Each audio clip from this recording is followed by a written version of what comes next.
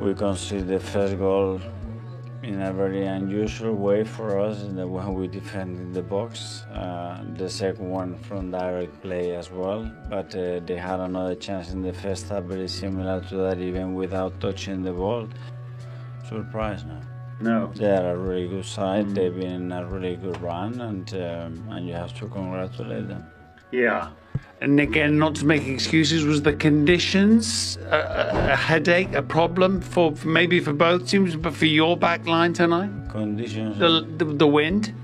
You have to adapt to the wind, to the injuries, to whatever. You want to be in every competition, and when you have to adapt to any context. Yes, full focus now has to be on trying to achieve a Champions League and Premier League double, a massive game coming up against Sporting. But Martin, after the Carabao Cup final defeat before the international break and now this, how big a psychological blow is that? Well, huge. And you saw Man City as well earlier in the day against Liverpool, quite emphatic the way that they won.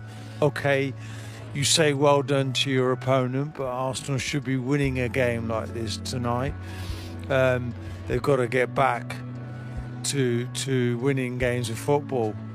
Simple as that. It couldn't come any bigger than Tuesday night against Sporting. By Saka are playing, they probably win the game. Declan's one of the perfect ones for, in terms of mentality. I don't have mentality today, but I just think Sir Alex used to say in a big game when you're the favourite, concentration. It's about concentration. They probably should be okay, but I thought, if a 16-year-old's your best player today, that's not a great sign. They've got a really good squad. They built it up. So would you start him, Martin? I don't think they will. I think, well, Eze's not available. Ødegaard's been taken off maybe with a view to Tuesday, but it's getting close now for the Dowman starting these games. It was another night of frustration for Arsenal FC as they were held in a tense and controversial encounter against Southampton FC, a match that will be remembered less for football and more for officiating chaos. From the first whistle, Arsenal looked in control. Their tempo was sharp, their passing crisp, and their intent clear. The midfield dictated play, pushing Southampton deeper into their half, while the Gunners' attack repeatedly tested the defensive line. Chances came early. One effort rattled the post, another forced a brilliant save, but the breakthrough remained elusive. Southampton, to their credit, stayed disciplined. They absorbed pressure and looked dangerous on the counter, exploiting the occasional gaps left behind by Arsenal's aggressive forward push. Still, the balance of play heavily favoured Arsenal, and it felt like only a matter of time before they found the net. Then came the moment that changed everything. Midway through the second half, Arsenal surged forward in what seemed like a decisive attacking move. A clever through ball split the defence, and just as the Arsenal forward prepared to pull the trigger, he was brought down inside the box. The contact looked undeniable. Players immediately appealed. Fans inside the stadium erupted.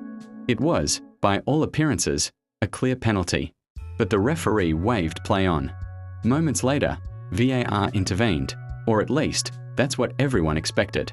The check took place, the tension built, and yet, astonishingly, the decision stood. No penalty. No pitch side review. Nothing. The reaction was instant and explosive. On the touchline, Arsenal's bench could hardly believe it. Players surrounded the referee in disbelief, while supporters vented their fury both in the stands and online.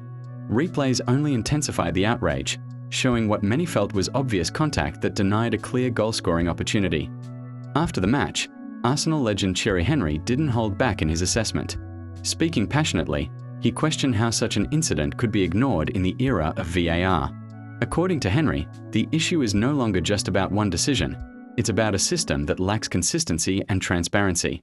He pointed out that similar challenges in other matches have resulted in penalties, making this latest call even harder to understand.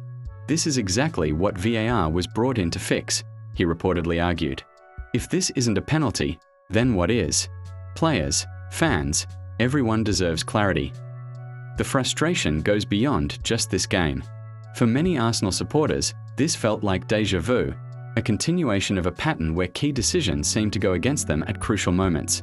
Dropped points in such matches can have significant consequences, especially in a tightly contested season where every result matters. Despite the controversy, the match continued, but the energy had shifted. Arsenal's rhythm was disrupted, their composure shaken. Southampton grew in confidence, sensing an opportunity to capitalise on the emotional swing. What had looked like a controlled performance from Arsenal suddenly became a scrappy, tense affair. In the end, the final whistle blew with Arsenal left to rue what might have been.